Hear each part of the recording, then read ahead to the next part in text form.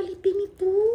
Hi! So, ngayon, may time na tayo mag-unbox ng mga isa sa mga dumating sa atin. At kung naalala nyo yung pumunta ako sa Manila, kasama ko doon si Ma'am Janice Baby Stuff. And it's my first time, our first time, seeing each other. Tapos nilibre niya ako ng lunch there bago ang event ko. Kasi within the QC lang din naman si Ma'am and yung event din at kung saan ako magpapamakeup. So, eto yung pinadala ni Ma'am. Ayan, ang laki. Nagulat ako kasi si Ma'am Jenny, hindi siya mahilig mag-update, guys. Like, pag sinabi niya lang papadala siya, pero hindi yan siya mag-update na napadala na, and so on. Mabibigla na lang ako kasi lahat ng mga in-order ko nakalista yan. So, kapag wala sa listahan, magtataka talaga ako bakit may babayaran akong ganito, 195. Tapos sinasabi ko, baka scam yan, baka scam yan.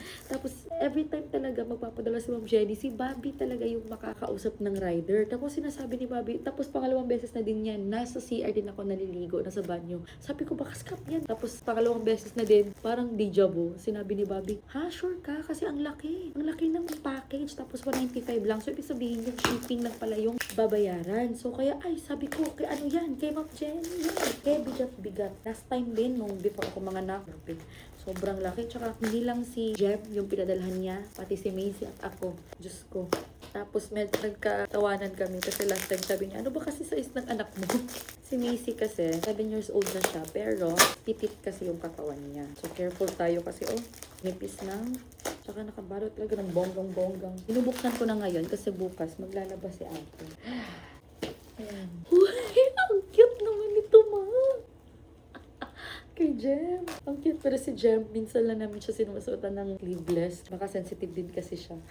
Ang cute nito. Tsaka tingnan mo, meron na yan siyang parang diaper panty-panty na din. At may headband na din. Ang ganda! Actually, si Ma'am Jenny, sikat yan siya eh. Ang daming bumibili sa kanya ng mga pang-baby stuff. Not just for baby, kasi mga toddler, mga katulad ni Macy na 7 years old, meron siya ganun. Kasi may anak din kasi siyang babae na malaki. This one is for Macy. Cute! May bagong pantulog na si Ate Macy ko. Ayan, may bagong pantulog na siya. Matutuwa talaga yung batang yun. Separate ko na lang yun sa kanya. Dalawa. Uy, meron pa. Ibang style din. Papuso. Siya na. Siya. Ayan, ang ganda. Pantulog for Ate Macy. Diba? Tatlo. Eto merong hat. Ayan, merong hat. Tapos ganyan. This is for Jem. Grabe. 4. Ito pa. Magkasama na pala sila. Okay. Uy, cutesy. Actually, personally, mas gusto ko itong ganito. Yung parang pa-short tie. Kasi si Jem kasi, pag kinakarga mo, medyo magalaw siya sa paa. So, mas mabuting kita mo kaagad yung paa niya. Kasi pag parang palda, hahanapin mo pa yung dalawa, yung paa para magkaisang mo siya karga. Tsaka eto. So, meron na tayong 5 and 6. Meron pa sa kabila ata, Bobby. Ang cute. Ito. 7. Ayan, 7. Uy, pair. Ayan. Cute. Ito.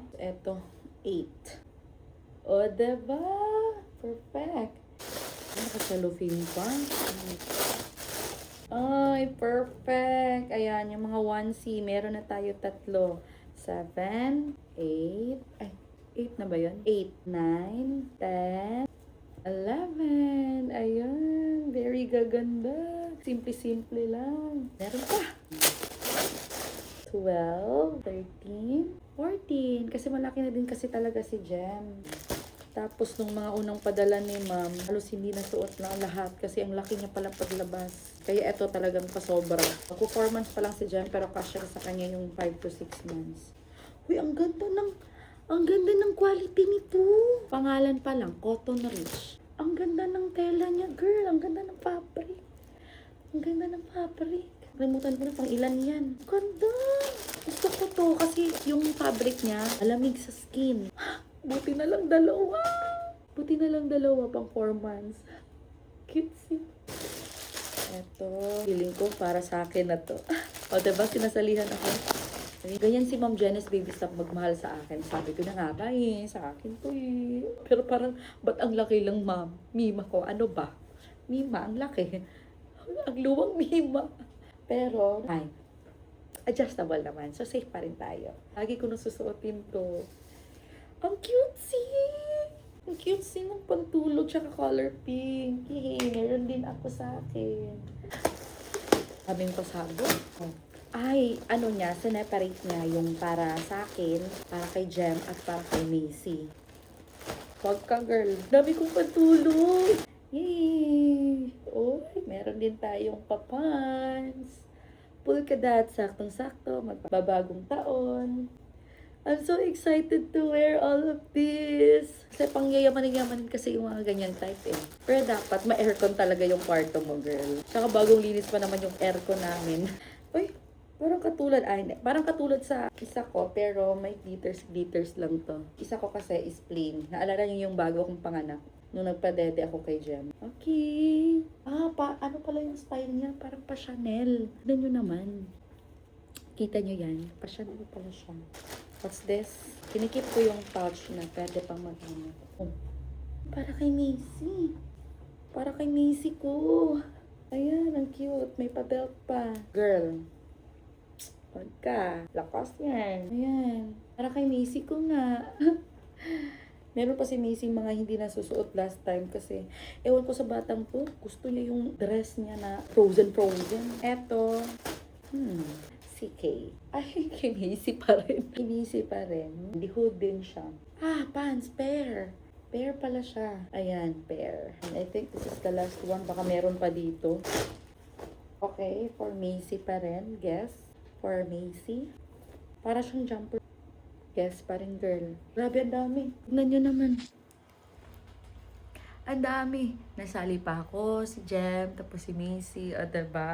Lagi yan siya nagbibigay. Sobra-sobra din yung binibigay niya. Like, thank you so much, Ma'am Janice Baby Stuff, ha? So, sa mga mamshi dyan na naghahanap ng mga gamit pang bata, naku, lamang na lamang yung mga taga Luzon, lalong-lalo na yung mga taga QC, kasi dyan lang located si Ma'am. Tapos, super-duper affordable lang, at ang gaganda ng mga quality. Pinaka-favorite ko talaga to. This time, masusuot niya na talaga, kasi pero usog. Ito mga sizes na to, advanced na size to, medyo may allowance, but alam ko magkakasya kay Jem to. So, yun lang mga mami. So, ilalagay ko dyan or dito kung saan nyo makikita ang Janice Baby Stuff. Yan lang. Good night.